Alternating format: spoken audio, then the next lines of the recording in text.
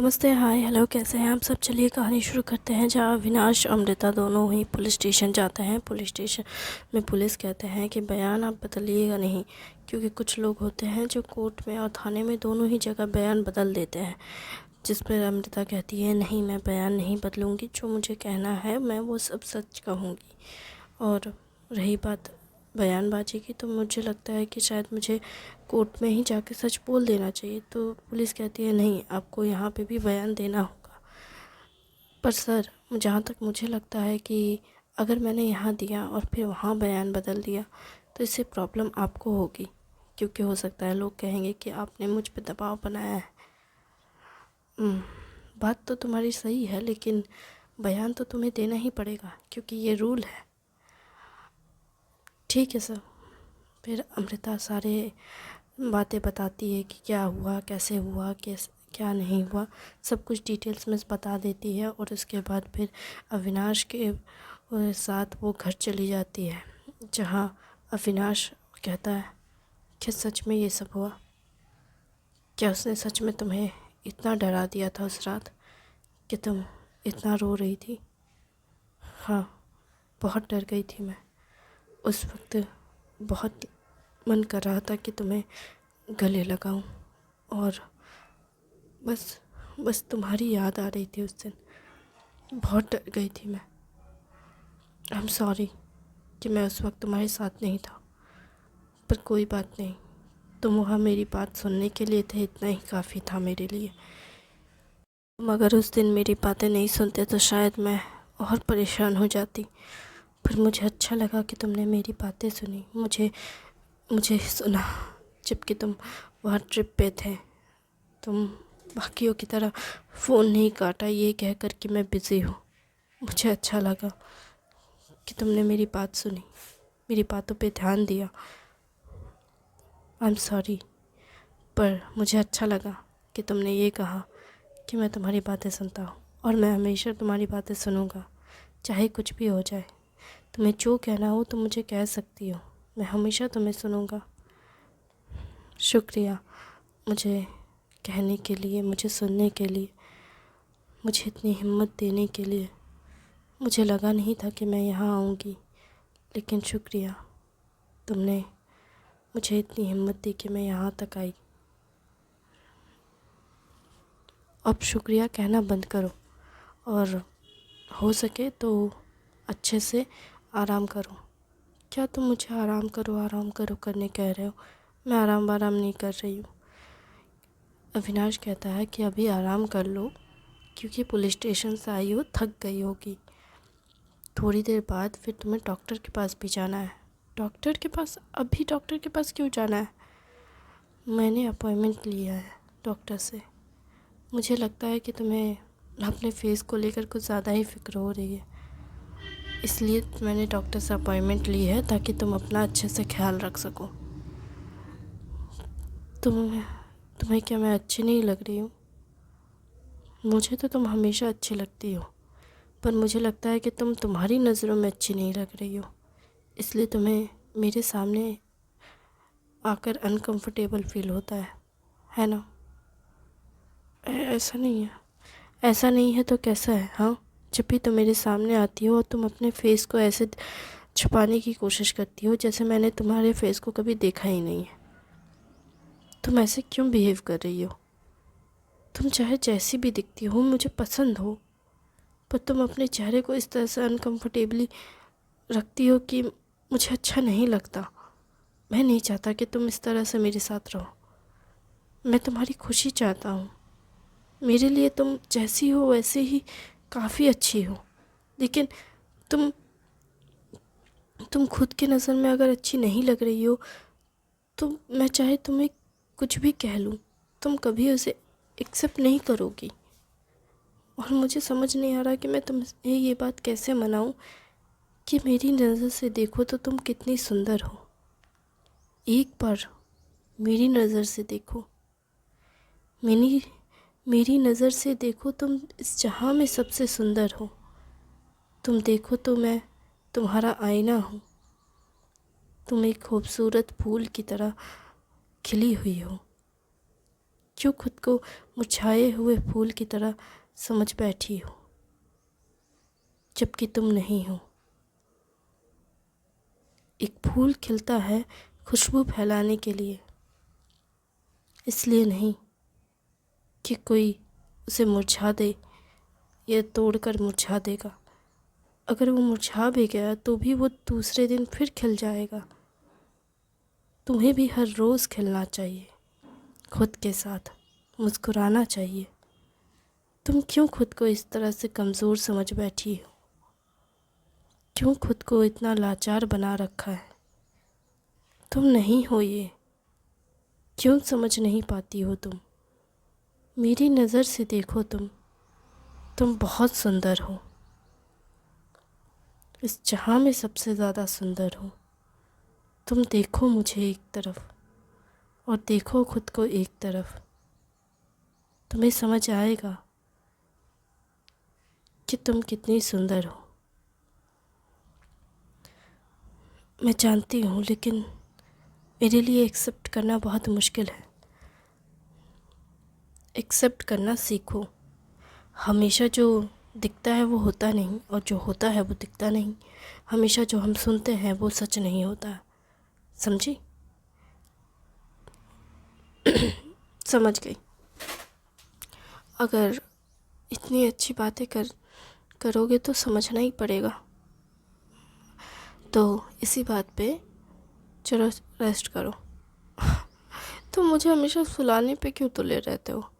क्योंकि इस वक्त तुम्हारी बॉडी को आराम करने की ज़रूरत है, और साथ में थोड़ा काम करने की भी ज़रूरत है। अच्छे से अभी रेस्ट करो, उसके बाद रात में हम लोग अच्छे से खाना खाएंगे, फिर नाइट वॉक पे निकलेंगे, और फिर अच्छे से मैंने सोचा है कि हम पेंटिंग करते हैं। अच्छा, तुम्हें अगर नहीं सोना है तो चलो पेंटिंग करते हैं।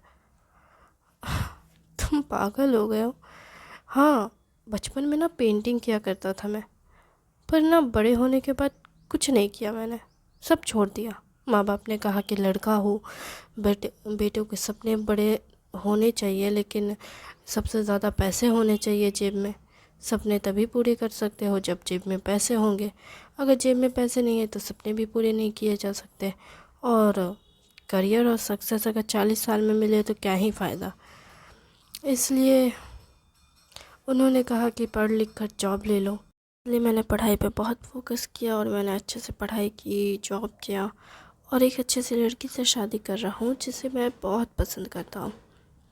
पर शायद ये तुम्हारा सपना नहीं था। सपने का क्या है, वो तो वक्त के साथ बदलता रहता है। क्या सच में? अगर ऐसा है तो देखते हैं तुम्हारा सपना कितना अच्छा था। क्या मतलब? चलो पेंटिंग करते हैं। सच में तुम पेंटिंग करोगी? हाँ, देखो मैं बचपन में बहुत अच्छी पेंटर थी। अच्छा, तो तुम इस फील्ड में कैसे आ गई? क्योंकि मैं पेंटिंग में अच्छी हूँ। तुम्हें पता नहीं क्या, हमारे प्रोफेशन में पेंटिंग बहुत मस्त होती है। बड़ी बड़ी बिल्डिंग्स, स्ट्रक्चर्स, बहुत कुछ करना पड़ता है। अच्छा, ड्राइंग में मैं महारत हासिल करके रखती थी, पता है।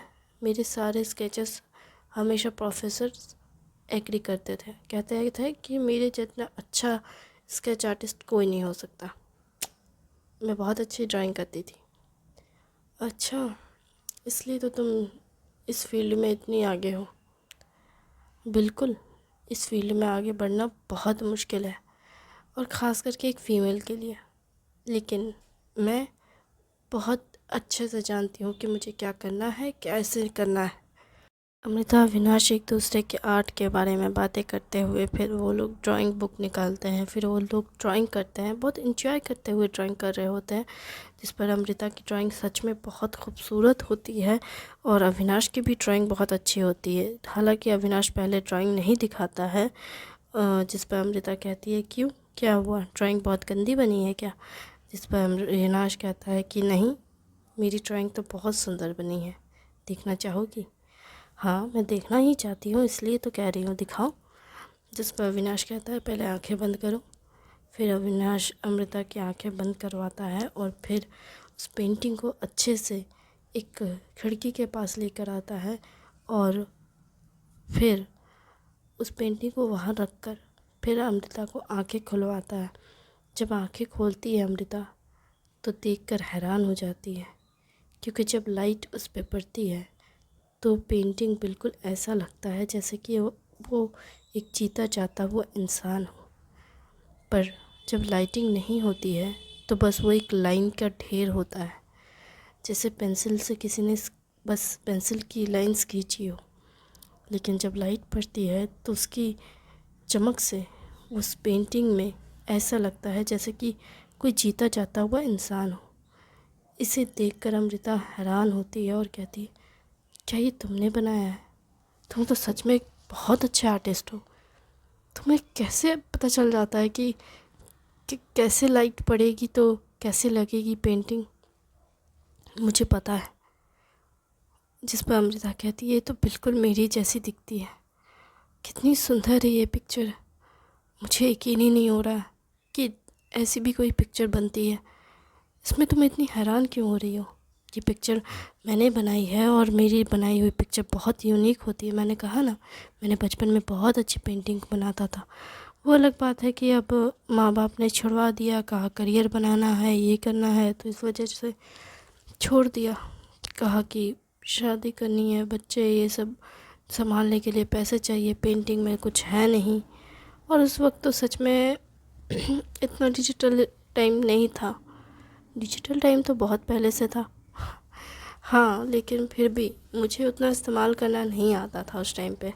छोटा था और माँ बाप फ़ोन भी नहीं देते थे, तो एक छोटे से कमरे में क्या ही करता था, सिर्फ स्केच बुक्स ही तो थे इसलिए।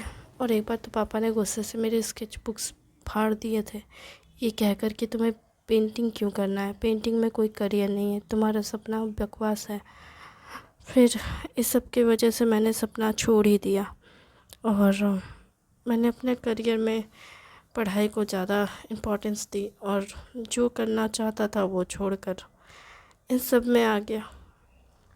क्या तुम पेंटिंग करना चाहते हो फिर से? तुम क्या कह रही हो? क्या कह रही हो मतलब? मैं चाहती हूँ कि तुम पेंटिंग करो? तुम पागल हो गई हो? नहीं, मैं पागल वागल नहीं हुई हूँ। मैं चाहती हूँ कि तुम फिर से पेंटिंग करो। पेंटिंग करना आसान बात है क्या? मैंने अभी अभी तुम्हारी पेंटिंग देखी है, कितनी अच्छी है। तुम ट्राई तो करके देखो। जॉब का क्या होगा? जॉब जॉब का कुछ टाइम के लिए लीव ले लो। मैंने ऑलरेडी एक बार लीव ले लिया है, अभी इतनी। तो एक काम करते हैं, तुम सुबह जॉब पे जाओ, शाम को पेंटिंग करना। और खाना कौन बनाएगा? मैं बनाऊंगी। तुम पागल हो गई हो? तुमने कभी ये सब नहीं किया। तुमने मेरे हाथ का खाना खाया है ना? हाँ, अच्छी बनाती हो, लेकिन फिर भी मुझे तुम्हारा ख्याल रखना चाहिए ना कि तुम्हें मेरा। ये किसने कह दिया कि आदमियों को ख्याल रखना चाहिए? क्योंकि हमेशा से औरतें ही आदमियों का ख्याल रखते आई है। अब आदमियों को भी अपनी पत्नी का ख्याल रखना सीखना होगा। और ये क्यों लिखा है कि आदमियों के सपनों के लिए औरतें ही कॉम्प्रोमाइज़ करें? तुम्हारे भी तो सपने हैं। हाँ, मेरे सपने ज़रूर हैं और मेरे जो सपने हैं उस फील्ड में मैं आगे भी बढ़ रही हूँ और मैं अपना काम कर रही हूँ। पर बारी अब तुम्हारी है। तुम्हें भी अपने सपनों के लिए पंख फैलाने की ज़रूरत है। तुमने मेरे सपनों के लिए बहुत इंतज़ार किया, मेरा इंतज़ार किया, हमारे रिश्तों के लिए भी। तो मैं क्या तुम्हारे लिए इतना भी नहीं कर सकती? एक खाना ही तो बनाना है। अगर तुम्हारा करियर सक्सेसफुल हो गया तो जॉब छोड़ देना, तुम पेंटिंग करना, मैं और मेरा ख्याल भी रखना। जब तक तुम पेंटिंग में महारत हासिल कर नहीं लेते तब तक तुम जॉब और पेंटिंग दोनों को कंटिन्यू रखना और मैं घर संभाल लूँगी। अच्छा, सच में? ऐसा तो नहीं है कि तुम सुबह के टाइम में पेंटिंग करोगे, तुम तो शाम के शाम पेंटिंग करोगे। जो भी तुम सीखोगे जानोगे उससे तुम पेंटिंग में उतारते रहना और मैं तुम्हारे लिए खाना बना दिया करूँगी शाम के शाम। सुबह तुम मेरे लिए बना देना। एक टाइम का तो खाना मैं बना सकती हूँ, एक टाइम का तुम बना लेना। तुम पागल हो? हाँ, इसमें क्या बुराई है? सब कुछ तुम्हें ही देखना होगा ये किसने कहा, या सब कुछ एक औरत को ही देखना होगा ये किसने कहा। दोनों मिलकर भी तो देख सकते हैं। दोनों ही, हम दोनों की ज़िंदगी है और हम दोनों एक साथ रह रहे हैं, तो सब कुछ आधा आधा कर लेते हैं। आधी जिम्मेदारी तुम्हारी, आधी जिम्मेदारी है मेरी। और अगर इस सब में हमारा बच्चा हो गया तो प्रोटेक्शन नाम की चीज़ होती है, इस्तेमाल किया करो। तो तुम चाहती हो कि ना हो? तुम पागल हो, ऐसे टाइम पे भी तुम ऐसी बातें कैसे कर सकते हो? मतलब मैं इतना सीरियसली तुमसे बात कर रही हूँ तुम्हारे करियर को लेकर के, तुम इस तरह की बातें कैसे कर सकते हो इस टाइम पे? मतलब हद है, तुमसे कुछ नहीं हो पाएगा। ये कहकर अमृता गुस्से से चली जाती है कमरे में, जिस पर अविनाश अमृता के पास आता है। अमृता खिड़की के पास खड़ी होकर बाहर का नज़ारा देख रही होती है। अविनाश पीछे से आकर उसे कमर से पकड़ता है और गले लगाकर उसे कहता है, तुम इतना शर्मा क्यों रही हो? मैंने कुछ गलत थोड़ी ना कहा। अब करियर है, सब कुछ है, लेकिन इसके साथ तो बेबी प्लान भी तो करना होगा ना।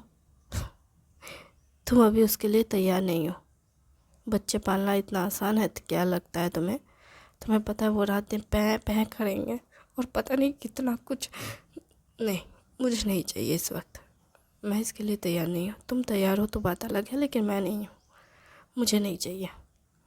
ठीक है, तुम जब तैयार होगी तब प्लान कर लेंगे। अभी फ़िलहाल मेरे लिए इतना काफ़ी है कि तुम मुझे पसंद करती हो। तुम ज़्यादा नहीं सोच रहे हो?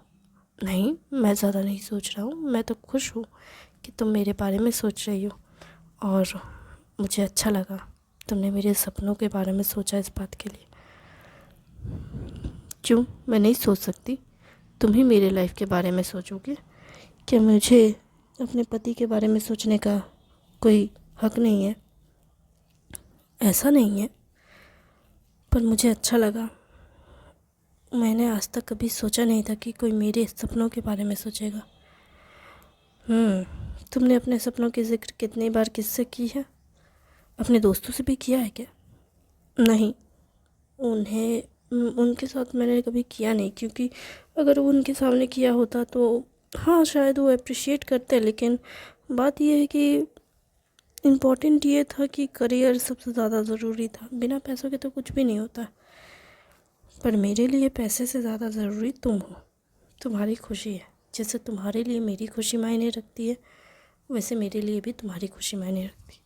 और अगर तुम चाहो तो तुम जॉब छोड़ कर के भी काम कर सकते हो, कोई दिक्कत नहीं है। मैं तुम्हारे खर्चे उठा लूँगी। तुम्हें मेरे खर्चे उठाने होंगे की ज़रूरत नहीं है, मेरे पास बहुत पैसे हैं। सच में? कितने पैसे हैं तुम्हारे पास? इतने पैसे हैं तो मुझे दे दो। क्या है ना, 2 लोगों का खर्चा उठाना बहुत महंगा पड़ेगा। ओह, तुम अभी से कितनी लालची हो गई हो। शादी के बाद क्या करोगी? शादी के बाद तुम्हारे सारे पैसे मेरे होंगे, और क्या। हाँ, मैं नहीं देने वाला। तुम मत दो, मैंने कौन से देने हैं तुमको। तुम मुझे पैसे नहीं दोगी? क्यों दूंगी मैं तुम्हारे पैसे? मेरे पैसे मेरी मर्ज़ी। ओह, तब तो मुझे भी एक बात कहनी चाहिए, मेरे पैसे मेरी मर्ज़ी। ऑफ कोर्सली तुम्हारे पैसे तुम्हारी मर्ज़ी। मैंने बोला क्या कि तुम मुझे पैसे दो? क्या सच में तुम्हें कोई प्रॉब्लम नहीं है? तुम इतने हैरान क्यों हो रहे? क्योंकि ज़्यादातर लड़कियाँ कहती है मेरे पति के पैसे भी मेरे पैसे, मेरे बाप के पैसे भी मेरे पैसे, मेरे भाई के पैसे भी मेरे पैसे। इसलिए वो होगी कोई लड़की। मुझे नहीं बननी ऐसी लड़की। मैंने अपने लाइफ में हर चीज़ खुद इंडिपेंडेंटली करना सीखा है। मेरा मानना है कि हर इंसान को खुद के डिसीजन खुद लेने चाहिए। उसे किसके साथ रहना है वो भी खुद फैसला करना चाहिए, नहीं रहना है वो भी खुद फैसला करना चाहिए। उसके पैसे कहाँ खर्च करने हैं कहाँ नहीं करने हैं वो भी खुद डिसाइड करना चाहिए। और रही बात दूसरों के पैसों पे हक जताने की, तो मेरे हिसाब से ये दुनिया का सबसे गलत काम होता है। कभी भी दूसरों के पैसों पे हक नहीं जताना चाहिए, चाहे वो तुम्हारे पापा हो, मम्मी हो, भाई हो, बहन हो, या तुम्हारा खुद का पति ही क्यों ना हो। तुम अगर हक जताना ही चाहते हो तो उसके साथ, उसके ऊपर, उसके रिश्तों पे जताओ। ये नहीं कि उसके पैसों पे जताओ। पैसे अगर देने होंगे तो वो देगा, नहीं देने होंगे नहीं देगा। ये उसकी चॉइस है, मेरी चॉइस है, मेरी मर्ज़ी। मुझे समझ नहीं आता लोग पैसों को लेकर के हमेशा इतना हक से क्यों बोलते हैं कि मेरा पैसा है, जबकि उसका है भी नहीं। मुझे नहीं समझ आता, और मुझे ये सब पसंद भी नहीं। इसलिए तुम ना, अगर मैं कभी गलती से भी कह दूँ तो तुम मुझे रोकोगे। Thank you.